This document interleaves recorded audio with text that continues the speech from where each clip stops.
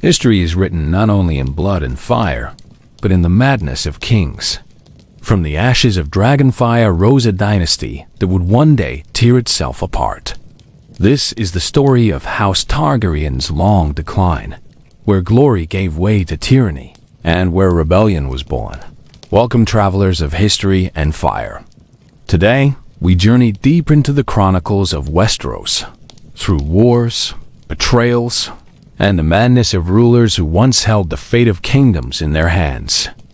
If you love history as much as epic storytelling, you're in the right place. Before we dive in, tell me in the comments, if you lived in Westeros, which house would you swear allegiance to? And as always, if you enjoy exploring the rise and fall of empires, make sure to join us by subscribing, so you never miss the battles, the betrayals, and the legends that shaped the realm. The dance of the dragons had shattered the realm. Brother fought sister, dragon turned upon dragon, and in the end, the mighty beast that had once conquered kingdoms lay broken, bleeding, or turned to ash. The Targaryen dynasty survived, yes, but it emerged scarred, weakened, and forever changed. The reign of Aegon III, the boy king known as the Dragonbane, set the tone for the generations that followed. He had witnessed horrors that no child should see. His mother, Queen Rhaenyra, devoured alive by a dragon before his very eyes. When he ascended the throne, there were no songs of triumph, only whispers of sorrow. Aegon III was haunted, distant, and cold. Most of all, he was marked by a bitter truth. The dragons were dying. One by one, the last of the great beasts perished under his reign. The skies of Westeros grew empty, the thunder of wings faded, and with them vanished the power that had once made the Targaryens invincible. It was said that Aegon hated dragons, that their fire only reminded him of grief and death. He did little to preserve them, and so, as the years passed, House Targaryen became a dynasty of dragonlords without dragons. This loss cut deeper than most dared admit. For without dragons, the Iron Throne no longer seemed unshakable. Lords across the Seven Kingdoms began to wonder if the Targaryens were no longer gods made flesh. If they could not summon fire and wings, then were they not simply another family clinging to power? Seeds of rebellion and discontent were planted in these quiet doubts, seeds that would grow in the centuries to come. Aegon II's death brought his young son Daeron to the throne. Known as the Young Dragon, Daeron was bold where his father had been weary. At only 14 years old, he marched upon Dorne, determined to finish what his ancestors had failed to achieve, the conquest of the Desert Kingdom. At first, he triumphed.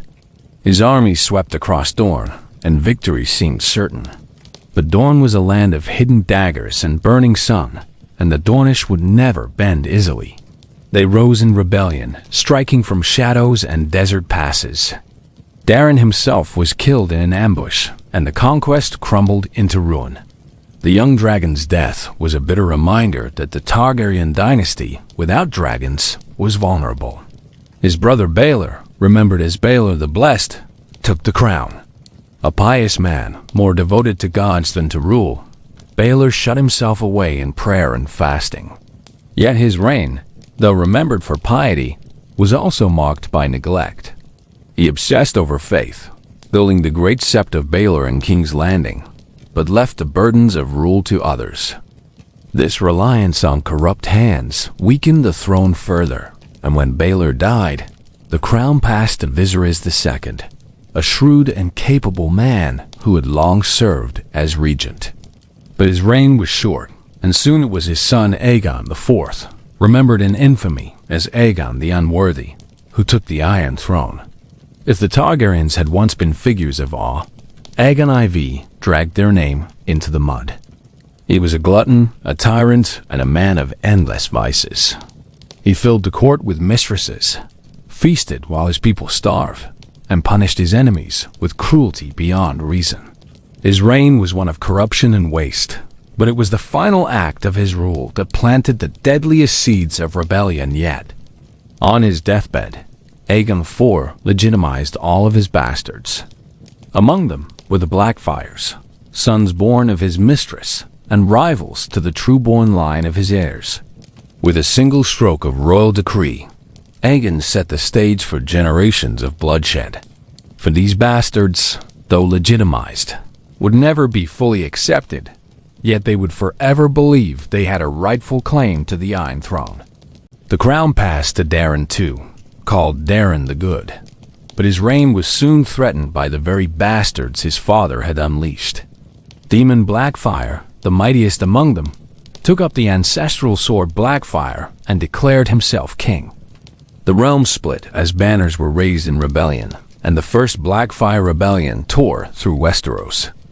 Lords divided, brothers turned upon brothers, and though Daeron II held the throne, the shadow of Blackfyre ambition would haunt the realm for decades. The Blackfyre rebellions were more than wars of succession. They were wounds that refused to heal. Time and again, new pretenders rose, each claiming to be the rightful king. They found eager allies among those who had long despised Targaryen rule, and though each rebellion was put down, the cracks in the dynasty deepened. By the time of King Aerys, the realm was weary, drained by endless plots and uprisings. Aerys was a bookish man, more concerned with scrolls and prophecies than with ruling. He left the governance of the realm to his hand, the great knight Brynden Rivers, known as Bloodraven. A sorcerer and spymaster, Bloodraven ruled with an iron hand, using his network of informers to root out treason before it could bloom. To some, he was a protector. To others, a tyrant cloaked in shadows. Yet even Bloodraven's ruthless vigilance could not erase the legacy of division that Aegon IV had left behind. After Aerys came Maker, a stern and practical king who sought to stabilize the realm. His reign, though less troubled by rebellion, ended in tragedy when he died in battle. The succession was uncertain, and it was through a great council that his fourth son, Aegon V, rose to the throne. Aegon the Unlikely, as he was called, had never expected to rule. Known to history as Egg, once the squire of Sir Duncan the Tall, he had seen the struggles of the small folk firsthand. Aegon V sought to reform the realm, to ease the burdens of peasants and curb the excesses of lords. But his good intentions often met with resistance from the nobility, who bristled at any challenge to their ancient privileges. His reign was a constant struggle between crown and nobility, progress and tradition. And looming over it all was the dwindling memory of dragons. It was said that Aegon V longed to restore the dragons to his house, to bring back the fire that had once made the Targaryens mighty. This longing led to the tragedy at Summerhall, a mysterious catastrophe in which the king, his kin, and many others perished in fire and shadow. The details are lost to time. The whispers say that in his attempt to hatch dragon eggs, he unleashed a doom beyond his control. Summerhall became a charred ruin, a monument to broken dreams. With Aegon V's death, his son Jaehaerys II inherited the throne.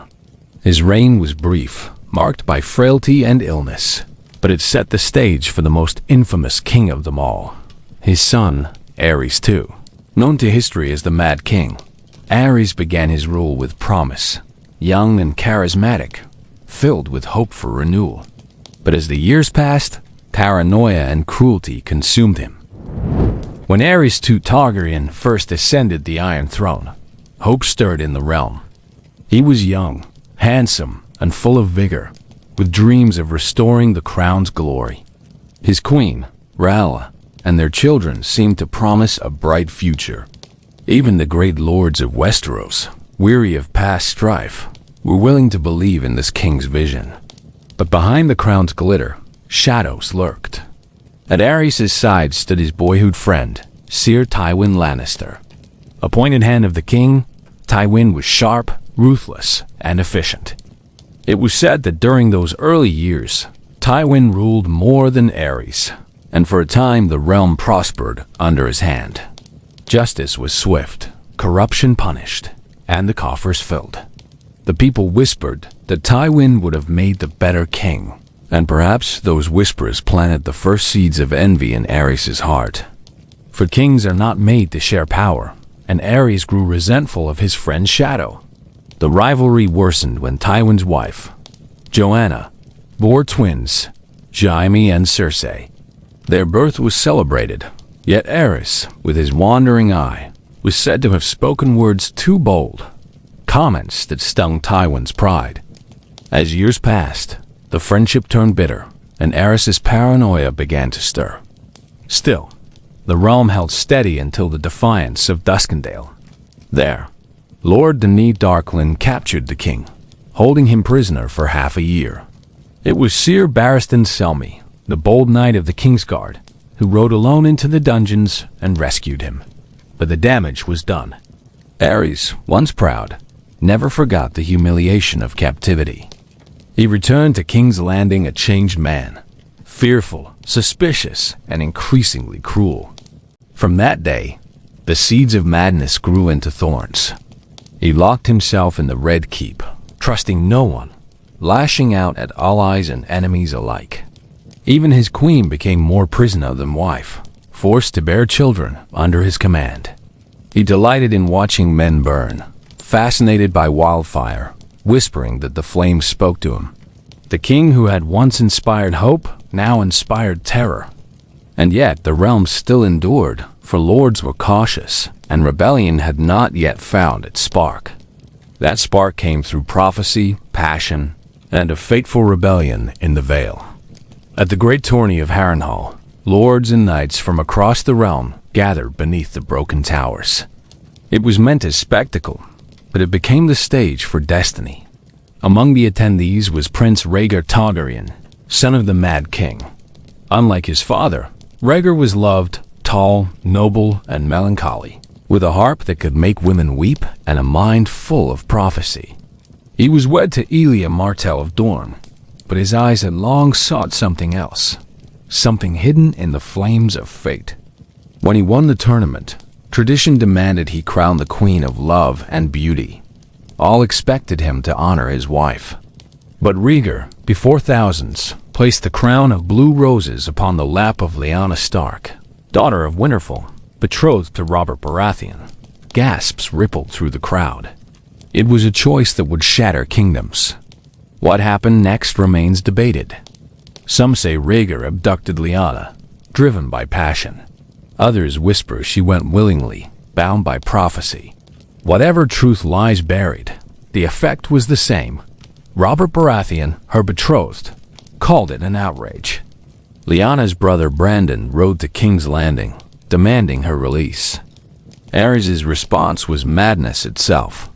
He seized Brandon, strangling him with a cord around his neck as his father, Lord Rickard Stark, was burned alive by wildfire. The North cried for vengeance. The Vale, the Stormlands, and the Riverlands joined them. Houses Stark, Arryn, Tully, and Baratheon raised their banners, calling it rebellion. The Mad King named it treason. And so began Robert's Rebellion, a war that would end the Dragon Dynasty. At its heart were four men whose names would echo through history. Eddard Stark, cold and steadfast, carrying the honor of the North. Robert Baratheon, stormborn and furious, wielding his great warhammer with the strength of 10 men. Jon Arryn, the wise lord of the Eyrie, who raised his banners rather than surrender his wards to the king's madness. And Hoster Tully, who bound the rebels together through marriage, linking Stark, Tully, and Arryn by oath and blood. The war raged across Westeros, its battles fierce and bloody.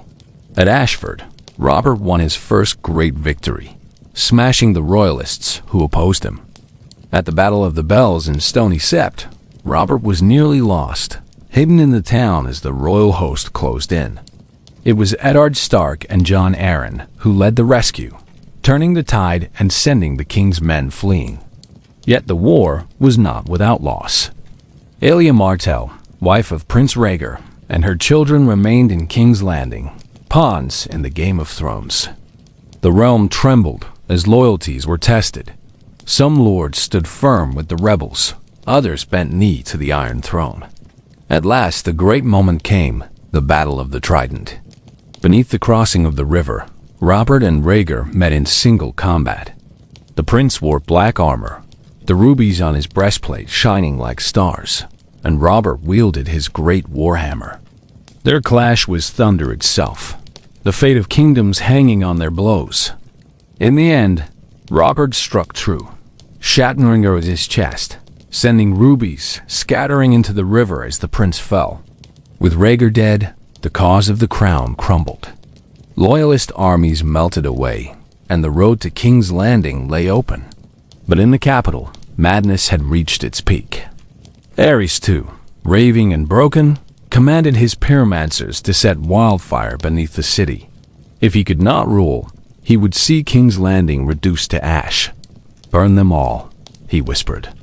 Burn them all, but salvation came from betrayal. Sir Jaime Lannister, youngest of the Kingsguard, son of Tywin, was ordered to protect his king. Instead, he drew his sword and struck him down, ending the Mad King's life with a single blow. The pyromancers died, their plots undone, and the city was spared from fire. Outside the walls, Tywin Lannister arrived with his host, feigning loyalty to the king before opening the gates.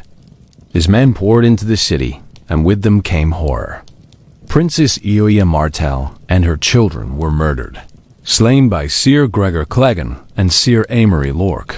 The blood of innocents stained the halls of the Red Keep, and though Robert Baratheon took the throne, this massacre would leave wounds that never healed, particularly in Dorne. Robert's victory seemed complete. The Targaryen dynasty, rulers for nearly 3 centuries, lay broken. Viserys, the young prince, fled across the narrow sea with his sister Daenerys, carried into exile. The once proud house of dragonlords had been reduced to 2 frightened children in a foreign land. Yet the rebellion left shadows. Robert took the throne, but his claim rested not on blood, but on conquest. He was king by right of arms, not by ancient lineage. His marriage to Cersei Lannister bound him to the Lions of the West, but the scars of war lingered. Eddard Stark returned home with Lyanna's body, her death cloaked in sorrow and mystery. Rhaegar's legacy, whispered through prophecy, remained unresolved. And in the Far East, the last Targaryens carried with them both hope and vengeance. The Age of Dragons was over, replaced by an age of iron and rebellion. Yet history has a way of circling back. For though Robert wore the crown, though the dragons were gone, the blood of the dragons still lived. And in time, fire and blood would seek to return. The fall of House Targaryen had not come with fire consuming King's Landing, but with betrayal, rebellion, and the madness of kings. Their downfall was not sudden, but centuries in the making, from the loss of their dragons, to the corruption of their rulers, to the final flames of Aerys' madness. What began as glory on the wings of conquest ended in ashes scattered across the realm. Yet even as the dust settled, whispers endured, of dragon eggs hidden, of prophecies unfulfilled, of the day when the dragon would rise again. With the Iron Throne claimed by Robert Baratheon, the Seven Kingdoms entered a new era, one of uneasy peace, fragile alliances, and rulers who had taken power not by right, but by the strength of their arms. Yet for House Targaryen, exile became the only path to survival. Viserys and Daenerys, the last heirs of the dragonlords, were spirited across the narrow sea by loyal retainers. The Red Keep and King's Landing faded behind them, replaced by the uncertain lands of Essos, where the remnants of Targaryen pride clung to survival. Viserys, the elder, grew bitter as he watched from afar. He was a prince in name only, living in shadows, dependent on the charity of merchants and minor houses. His dreams were unyielding, to reclaim the throne that had been stolen, to restore the dragons, and to see the Iron Throne in Targaryen hands once more.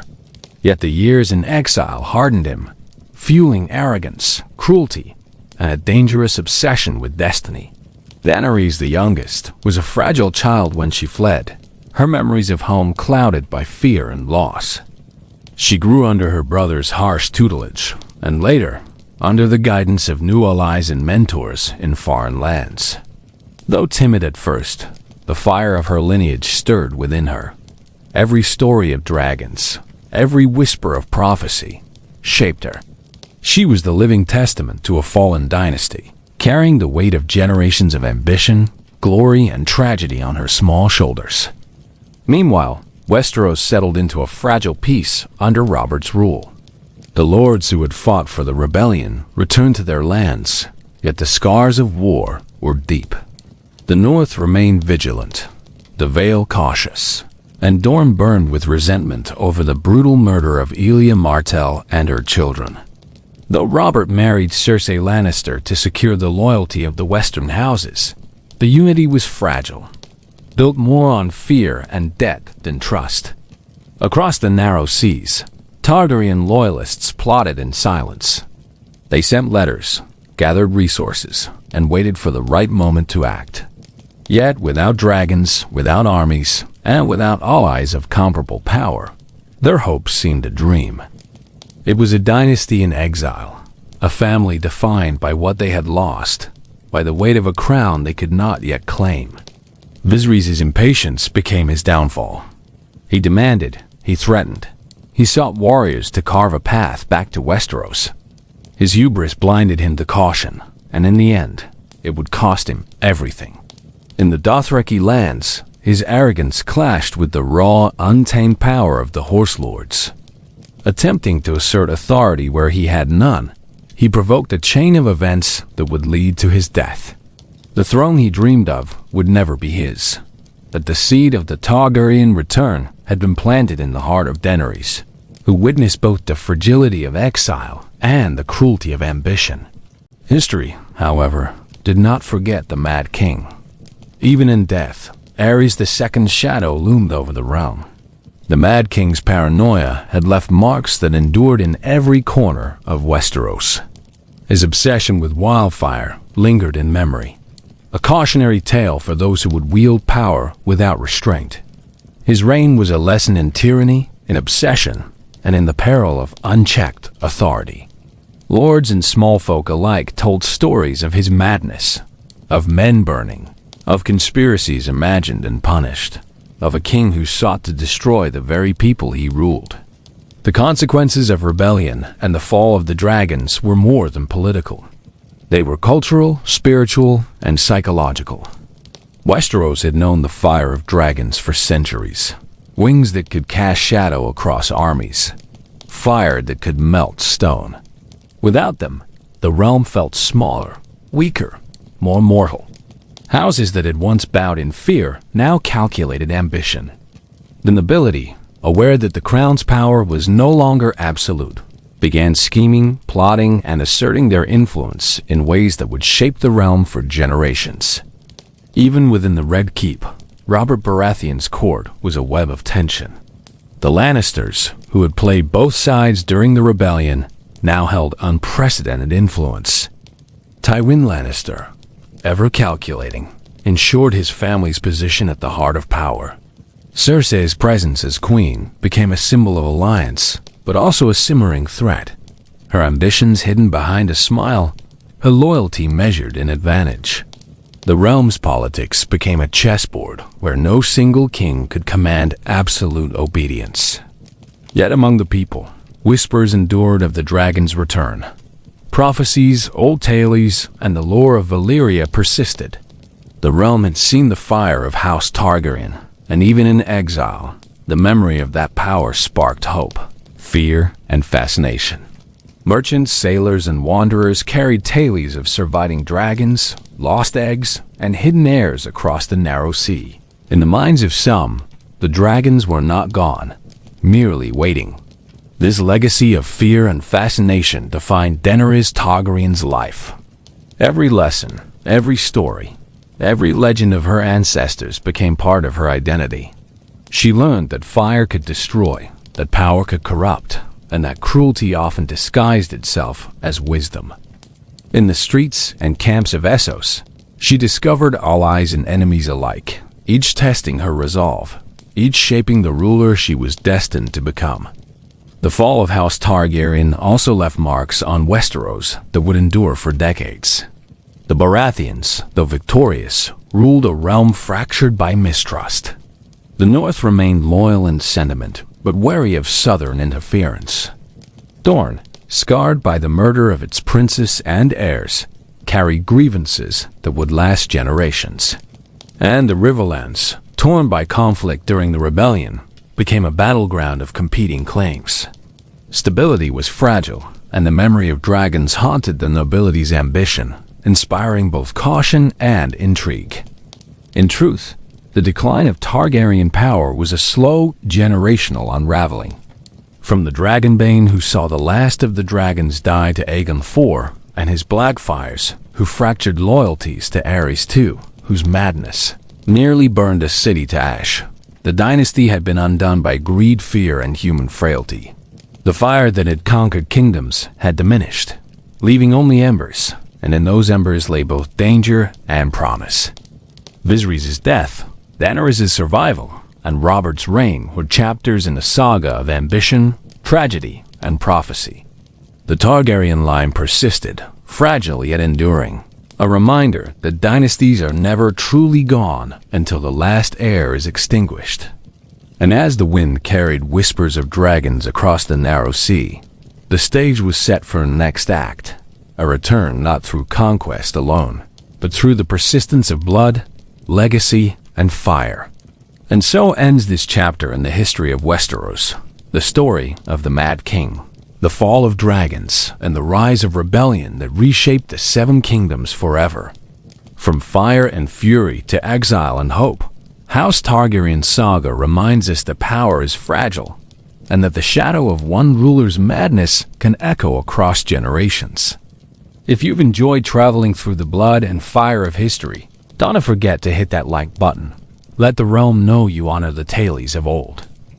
Share your thoughts in the comments below. Would you have followed Robert Baratheon or pledged your sword to the last dragons? And of course, subscribe to our channel so you never miss the next journey through the history of Westeros, where legends are born and dynasties rise and fall. Remember, the dragons may sleep, but their legacy never dies.